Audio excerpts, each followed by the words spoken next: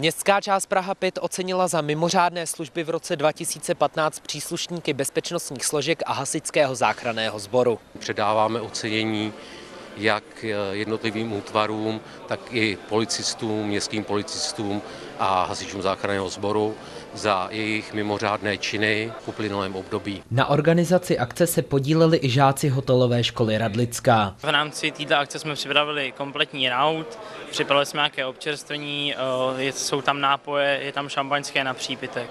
Během slavnostní ceremonie předával medaile za 5. městskou část starosta Radek Klíma. Já si myslím, že práce policie, ať už městské nebo státní, nebo práce hasičů je stále ještě nedoceněna.